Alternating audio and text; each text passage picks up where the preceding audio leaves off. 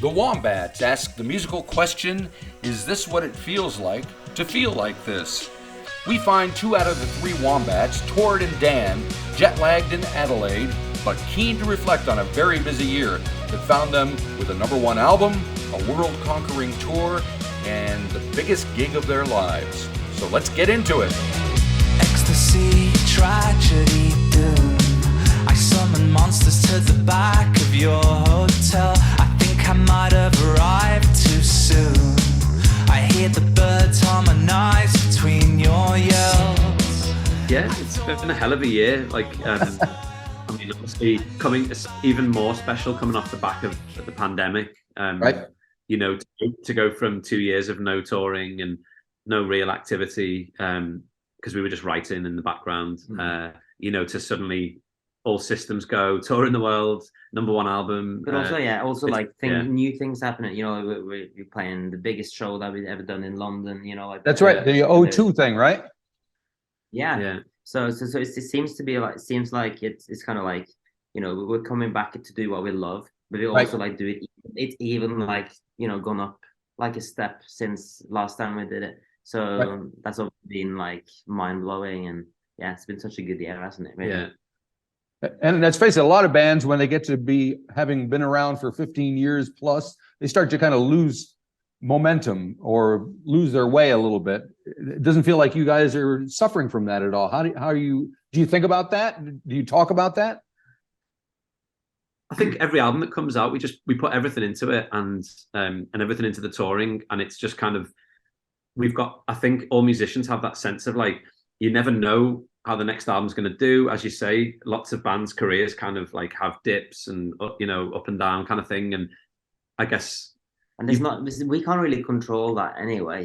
You know, like what we can really do is to focus in on like making the albums as good as they can be. Right, and every show as good as it can be, and like I think that just stands you in good stead if you just try and keep it as like positive and as, you know, creative and as adventurous as you possibly can, and and try not to kill each other.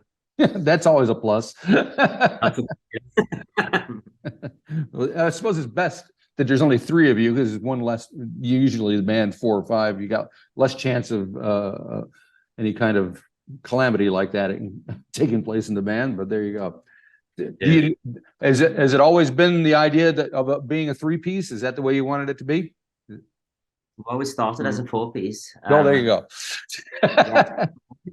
That was the kind of like first year we were 4. We had another guitarist, and and then he sort of like, well, he had to go away.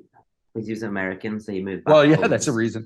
He moved back for 6 months, and in that time we had, you know, we had lots of gigs lined up. We had, you know, recording session, we were writing songs, and we kind of started to put backing vocals in, you know, instead of the guitar parts, right? And that kind of like created that sort of, you know, the more like backing vocal-y kind of element of the band, right? Or, you know, that element that was in the earlier songs, I suppose. Gotcha. And so that's kind of how it ended up being a 3-piece, because we really liked how that was sounding and felt like it was, you know, fun and unique, and yeah, it was working. All righty. Now I got to ask you, who is responsible for titles of the songs? Because some of them go on forever. This feels like to be like this? I think my mind is made. It's mind made up. I mean, come on, man. Yeah. You'd have to take that up with Murph. Okay, I thought it might be the case. Well, we can talk about him because he's not here. So, yeah. So how does the process work? He's writing the songs. He gives them to you. You write them together. How does it all work out these days? Has it changed over the years? Yeah, every song is kind of like slightly different in how either complete a song is, or how, you know, it could be a musical idea that one of us has had, or both of us have had, or a jam session that the 3 of us have had that we get excited about. And but however the first stage of the song happens, the lyrics are pretty much like 99.9% a Murph. And with the titles and the lyrics, like he's always, you know, he's got his own like very distinctive way of writing songs, and often like I feel like those slightly longer I mean, there's also a song on the album called Wildfire, you know, so there's some songs where it's very short. Worry There's a demon on the EP, right? But there's certain songs where like exactly, and so I think like it's whatever makes most sense for the song, and often it's like it's kind of just the long titles because they're long, almost like they make you go, huh? What's the So it gives you an idea of what the song's about straight away, which kind of I think we all really like.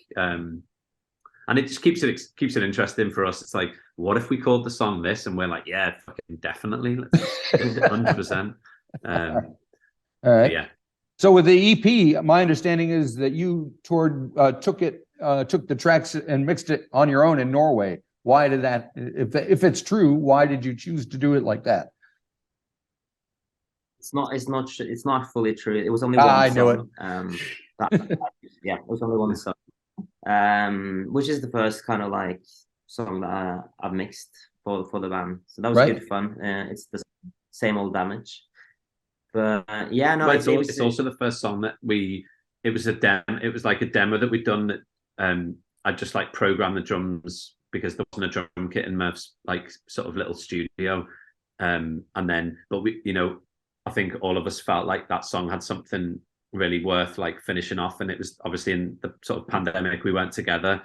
And I just went into the studio, like recorded drums, sent them over to the tour, and then he was like, you know what, apart from re-recording, I think I can make this sound really good without having to re-record like everything again.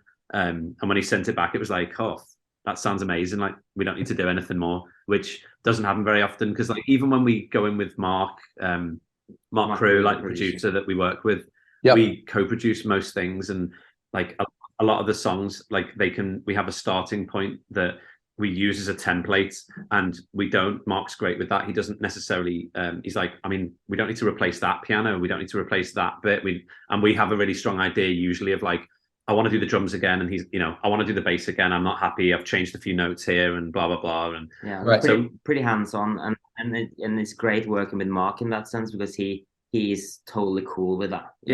But some other producers aren't. They want to do their thing, and so that's working for us, that collaborative sort of way of doing production. Cool. So are you thinking about the next record already? Very distantly in the back of the minds, yeah. We're talking about it. We're talking about starting writing anything, but it's definitely like something that we are thinking about and want to book in some sessions for early next year.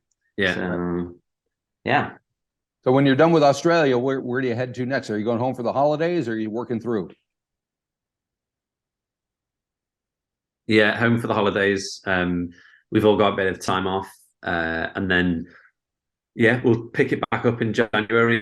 We're playing our first ever show in India, Mumbai, which will be an amazing. Really, I think all of us are really excited about that. To see, going to a new country is always interesting to see how people react to music, and so that'll be fun. Do you do a bit of research to kind of really? To be honest, just research about where we're going. When you're going to a new place, do you kind of check out the food, check out the people, check out the indigenous music, that kind of thing? Yeah, we try, and Todd's actually really good at researching, like specifically restaurants.